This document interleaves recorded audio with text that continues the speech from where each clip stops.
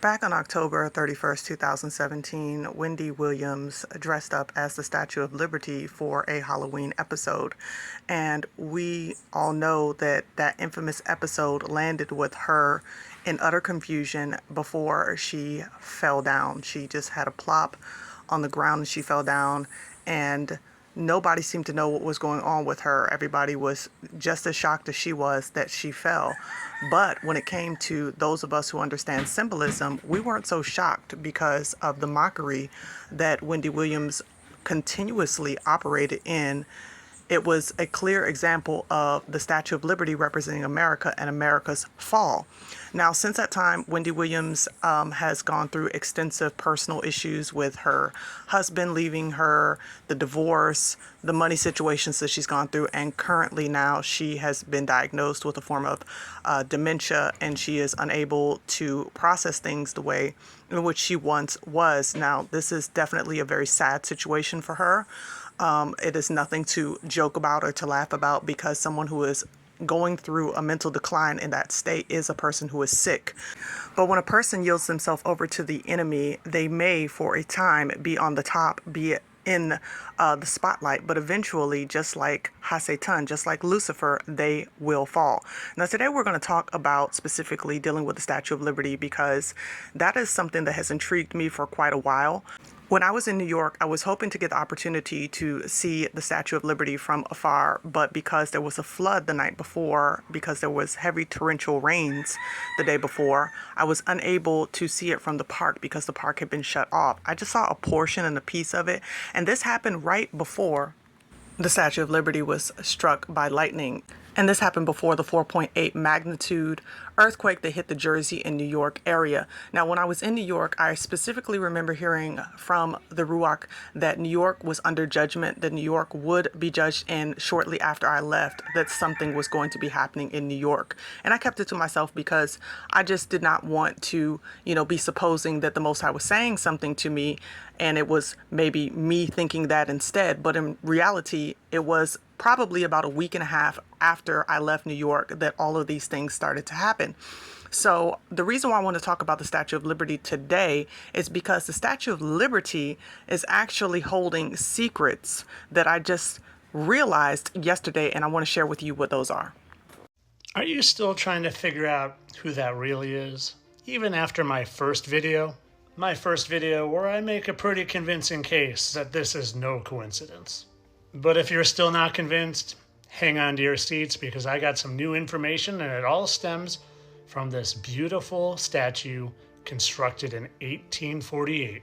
You see, that statue is actually a statue of Lucifer, and it's called the Genius of Evil. And when you look closely, there are some pretty unmistakable similarities between this statue and a certain statue in the NYC. Let's start by examining this chain attached to Lucifer's ankle. Could that be a symbol of being imprisoned in the bottomless pit for 1,000 years? And you probably have never noticed, but I sure did. A very similar chain attached to that Statue of Liberty. And when you look at the faces of those two seemingly unrelated statues, they sure bear an awful similar resemblance. And did you happen to notice what Lucifer was holding in his hand in that statue? A 1, 2, 3, 4, 5, 6, 7 point crown? Well, have you ever noticed how many points are in the Statue of Liberty's crown? And did you happen to notice what type of fruit was hanging out in the bottom of that statue as well? And well, I really don't have to go here, do I?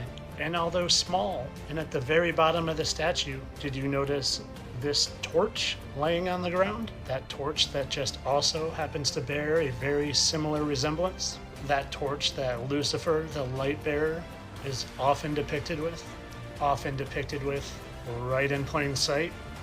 So much in plain sight that you probably look right past it and might even unknowingly be rooting for it. But nah, it's all just a coincidence. They just happen to look alike and have the same pointed crown and the same torch and the same association with an apple and the same chain. Just a big coincidence. Just the way this is all a coincidence too. No one really worships any fallen angels and pays tribute to them through characters that a lot of people look up to. Just like the Vatican would never actually call their telescope Lucifer. It's just all jokes. It's all for fun. It's all entertainment. But stay tuned for some more information on that. But like I said, this was all gigs for your entertainment, because that's all I am. Satire and entertainment purposes only.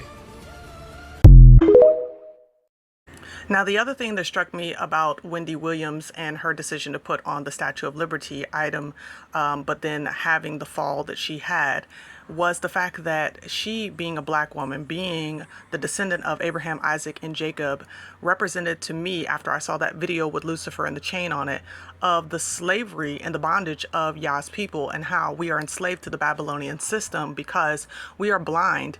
And the blindness comes from the fact that this nation has taken everything away from us and made us into its image and after its likeness. And this is one of the reasons why we must wake up as a people. This is one of the reasons why it is that when the scripture says in Baruch that it is in the lands of their captivity that they would awaken to who they are, why we must take that seriously, because we are living in a time in which many of our brothers and sisters hold on to the clothing and the idolatry of the Statue of Liberty that this man clearly showed was taken after that statue of Lucifer. We know that the beast and Lucifer is chained to the pit of hell when the Most High comes, Yahusha comes and puts judgment upon the earth. But we ourselves don't want to continue to be chained to the system. We want to come out of her, my people, as he said, so that we will not partake of her plagues. As we're seeing so many of our people wake up, and at the same time we're seeing so many of our people still sleeping, it is time for us to understand that these symbolisms, these symbolic things, that they truly have meaning, they have spiritual meaning.